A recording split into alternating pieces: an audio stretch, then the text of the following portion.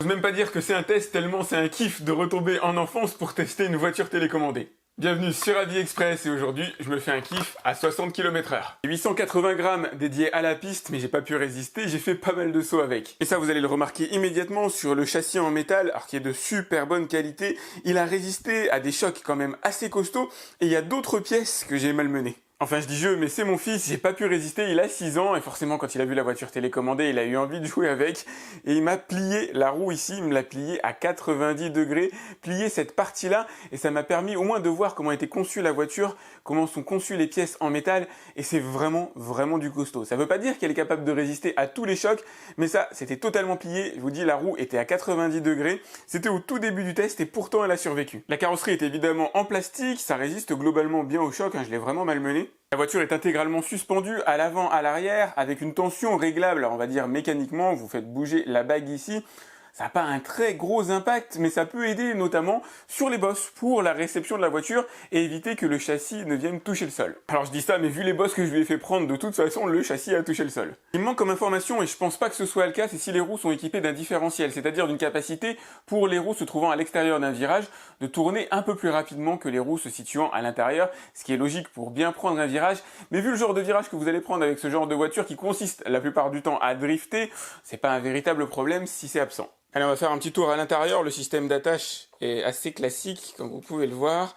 Hop, donc ici vous avez le moteur. C'est un 550 brushed qui tourne à 20 000 tours minute. Un classique qu'on va souvent retrouver dans les voitures 1 dixième, 1 quatorzième, comme c'est le cas ici. C'est surtout lui qui va satelliser la voiture à 60 km/h. Après, vaut-il mieux un moteur brushed ou brushless? Je pense que voilà, ça dépend de ce que vous allez faire avec, ça dépend de la vitesse de la voiture. A priori, le brushed est tout à fait à l'aise dans celle-là. Pour alimenter tout ça, on a une batterie de 7,4 volts, 1500 mAh qui envoie du 30 ampères. Il est assez facile de la solidariser avec la voiture, elle tient bon dès lors que le serrage est correct, vous la mettez bien ici à l'intérieur, vous resserrez la petite bague en scratch à ce niveau-là. Pour le branchement, pour le fun, il n'y a jamais qu'un câble à mettre, l'autre câble servant à recharger la voiture.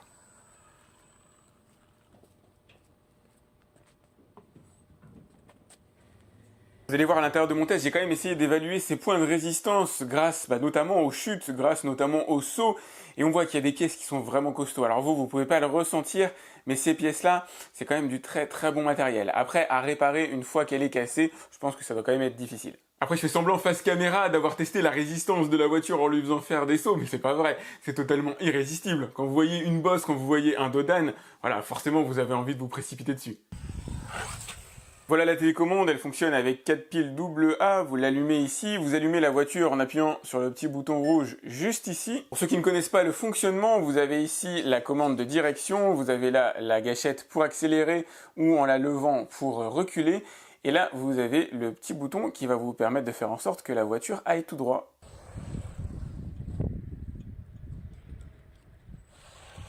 La portée théorique de contrôle est d'une centaine de mètres, 100 mètres, ça commence déjà à faire loin pour bien voir la voiture et surtout voir les endroits où elle se trouve. En règle générale, moi je suis plutôt allé à une soixantaine de mètres. La batterie permettra de faire tourner la voiture pendant 7 à 10 minutes. C'est très dur à contrôler cette donnée-là, tout simplement parce que vous ne faites pas que accélérer systématiquement avec la voiture. Voilà, vous accélérez, décélérez, ça dépend de votre rythme, mais effectivement, la bagnole tient très largement dans ce genre de sphère.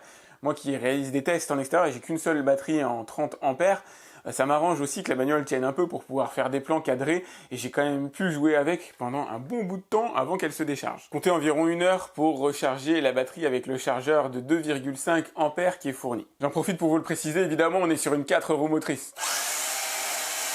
C'est marrant de voir comment les pneus se déforment et s'affinent lorsqu'elle va vite.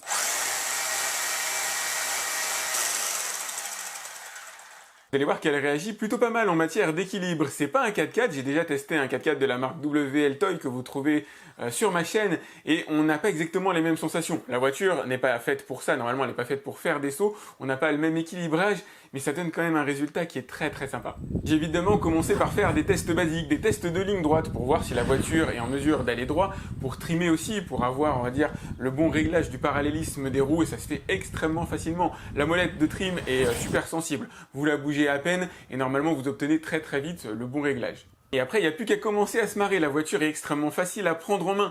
Les 60 km/h, vous n'êtes pas obligé de les atteindre immédiatement, évidemment. C'est pas ce que j'ai fait personnellement. Parce que voilà, je suis pas en mesure de contrôler facilement une voiture à 60 km/h, d'autant qu'elle s'éloigne très vite. À 60, en une fraction de seconde, grosso modo, bah, vous l'avez, alors peut-être pas perdu de vue, mais elle est tellement loin que ça devient difficile de la contrôler. L'objectif, c'est surtout de parvenir, voilà, à un pilotage quand même relativement fin. Alors au début, ça donne pas du tout ça. Hein. Au début, c'est l'éclate. L'objectif, c'est surtout de se marier un petit peu avec, de comprendre ses capacités, de comprendre de quelle manière elle tourne, de comprendre comment drifter, faire voilà 2-3 virages sympas, et après on peut commencer à rentrer dans le pilotage un peu plus fin. J'ai la chance d'avoir à côté de chez moi une piste pour trottinette et du coup je m'en suis donné à cœur joie. J'ai parcouru cette piste de long en large et franchement je me suis vraiment bien éclaté. La bagnole réagit super bien. Alors j'ai pas été jusqu'à sauter deux bosses ensemble, tout simplement parce que je voulais pas l'éclater. J'ai quand même un test à faire, une vidéo à faire, voilà, à vous la présenter. Et puis j'ai envie de la garder vivante, je pense que mon fils a aussi envie que je la garde vivante. Mais je me suis bien marré à prendre bosse par bosse.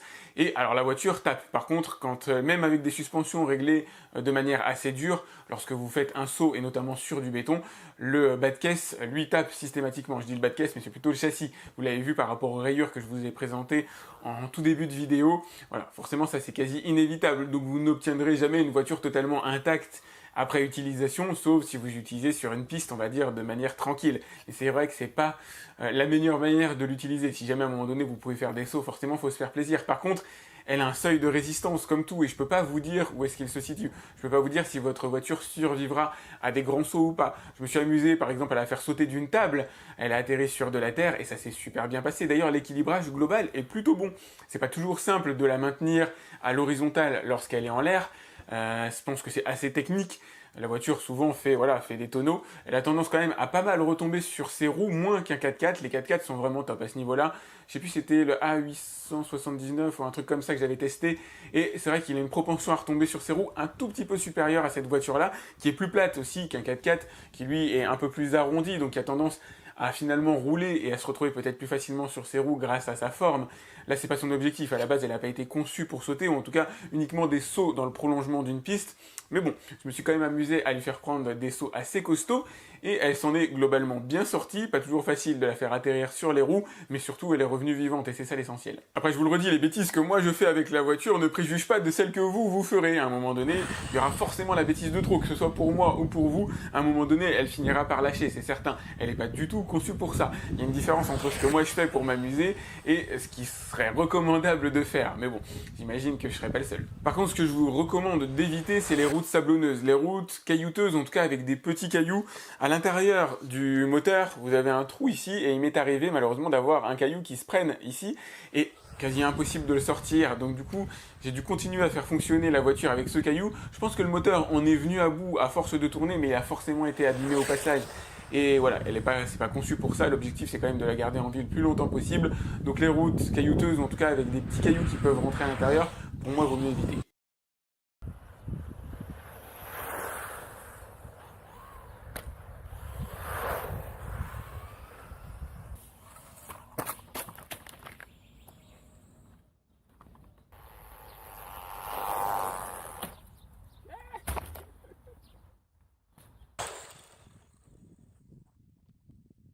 L'objectif est atteint, on se marre vraiment avec cette voiture. C'est une manière de retomber en enfance qui est voilà, quasiment immédiate. La prise en main se fait quand même assez rapidement, il n'y a pas de grosses difficultés.